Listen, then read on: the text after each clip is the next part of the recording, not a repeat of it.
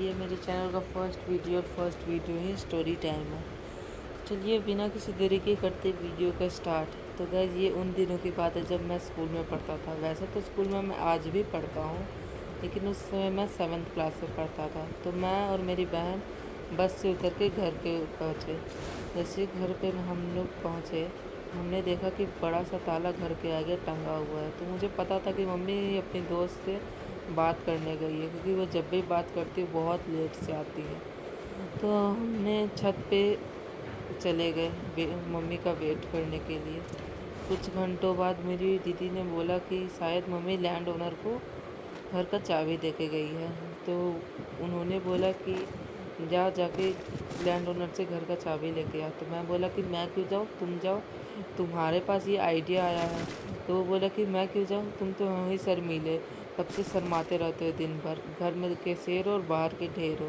तो मुझे इतना गुस्सा है, मैं बोला कि मैं जा रहा हूँ। तो फिर ये, क्योंकि बात तो मेरी सेल्फ रिस्पेक्ट की आ गई थी, तो मैं नीचे गया। तो फिर आंटी शायद किसी से फ़ोन पे बात कर रही थी। तो मैंने आंटी से पूछा, आंटी मम्मी घर का चाबी दे के गई है? तो वो बोली आओ बेटा बैठो। तो फिर मैं 1 घंटे करीब आंटी के पास बैठा। तो फिर से पूछा उनसे कि आंटी मम्मी घर का चाबी दे के गई है?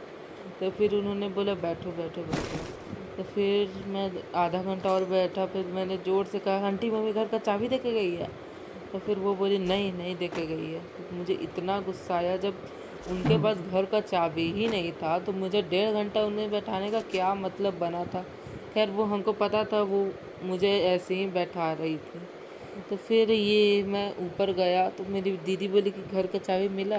तो बोले नहीं। तो बोले क्या करने गए थे इतना देर से, घर का चाबी भी एक तुमसे नहीं मिलता है? तो बोले आंटी के पास था ही नहीं, तो अब मैं क्या एक ये चाबी बनवाने के पास जाऊँ और उसे चाबी बनवा के लाऊँ? तो वो बोली कि हाँ तुम्हें जहाँ भी जाना है जाओ। तो वो तब तो मैं समझा था कि ये फ्लो में बोल रही है। तो फिर 1-2 घंटे और रुका, करीब शाम के 6 बज गए। तो हम लोग घर आए थे 2 ही बजे। तो शाम के 6 बज गए, एकदम रात हो गया। उस समय ठंड के दिन थे, एकदम रात हो गया। फिर मैंने ये मम्मी की मतलब आवाज़ सुनी। वैसे ही आंटी हम आई ऊपर और बोली कि बेटा ये लो चाबी तुम्हारा, मैं नहीं खोलने था। उस समय मुझे इतना गुस्सा आया, जब आंटी के पास चाबी ही था। तो मैंने पूछा था उनसे कि आंटी चाबी है? वो बोली नहीं है। और अभी जब मम्मी आ गई है, मतलब आ ही रही थी, मुझे आवाज़ आ गया था, आ गई, स्कूटी से जाती थी मम्मी, तो स्कूटी का आवाज़ आ गया था, आ ही रही है, तब इन्हें चाबी देने का याद आ गया। मुझे इतना गुस्सा आया, लेकिन आंटी को क्या बोल सकता हूँ। लेकिन मैं थोड़ा था उस समय शर्मीला किसका, मैं ज़्यादा लोगों से बातचीत नहीं करता, तो शर्माता था मैं। तो आंटी को तो हमने कुछ भी नहीं बोला। मैं जैसे ही घर गया, घर जाके मैं सो गया। और ये मेरी दीदी से टीवी बहुत ज़ोर से वॉल्यूम में देख रही थी। मेरी मम्मी 4-5 बार गेट ठक-ठकाई, मेरी दीदी ने नहीं खोला। फिर मेरी मम्मी 5-6 बार ऊपर से भी चिल्लाई, कुछ भी नहीं हुआ। मेरी दीदी तो अपने ही धुन में मग्न थी। मेरी मम्मी सामने के घर से डंडा लेके मेरी खिड़की पे मार रही थी। मेरी दीदी पता नहीं उस समय लगता है बहरी हो गई थी, इन्हें कुछ सुनाई नहीं दे रहा था। और मैं आराम से सोया हुआ था, क्योंकि मैं थक गया था। मेरी दीदी को तो खोलना चाहिए, वो तो टीवी देख रही थी। जैसे ही मेरे घर पे करीब 5-6 ईंटें बरसे, तो मेरी दीदी को अचानक से याद आया कि मम्मी तो शायद मम्मी ईंटा फेंक रही है। तो फिर मेरी दीदी जल्दी से घर खोली और ये जाके रूम में छिप गई। और मैं सोया हुआ था। मेरी मम्मी गुस्सा में आई मेरे पास और मुझे देखा, और मेरी मम्मी इतना ज़ोर से अपने लात से मेरे मुंह पे मारा, बाप रे बाप। उस समय से मेरा जो लेफ्ट वाला जॉ है वो अभी तक बजता है, मतलब ये वाला मेरा जबड़ा अभी तक बज रहा है, अभी तक।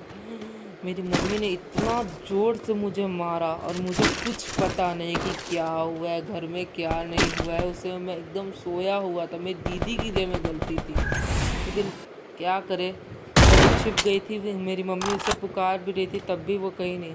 करीब आधा घंटा बाद मेरी दीदी बाहर आई थी। उस समय मैं पूरा पिटा गया था और मुझे कुछ भी नहीं पता था कि मेरे साथ क्या हुआ है। रो रहा था पूरा, मेरे ये क्या बोले जाता है, हाथ पैर सूजे हुए थे, इतना उस दिन पिटाई खाया था। मुझे तो मम्मी पे भी गुस्सा आ रहा था कि एक तो ये इन्होंने हमें 5 घंटे खड़ा करवाया, लेकिन मम्मी तो मम्मी होती है, सही अपने बच्चे पे कितना दादागिरी दिखाती है आपको ही पता है। उस दिन जैसा मैंने मार आज तक नहीं खाया। तो ऊपर से मैं जब पिटा रहा था तो नीचे वाली आंटी सब आके मेरे घर में भीड़ लगा दी और देखने लगी। उस समय आपको पता है जब आप पिटा रहे हैं आपको कितना एम्बैरेसिंग लगता है जब आपको कोई देख रहा होता है।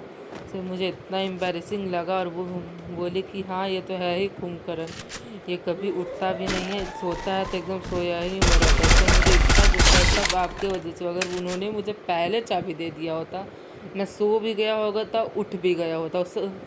और ये क्या बोले थे, आज मेरा ये नौबत नहीं आती, मैं मम्मी से पिटाई भी नहीं खाता। और मेरी दीदी पता नहीं कहाँ मिस्टर इंडिया बन गई।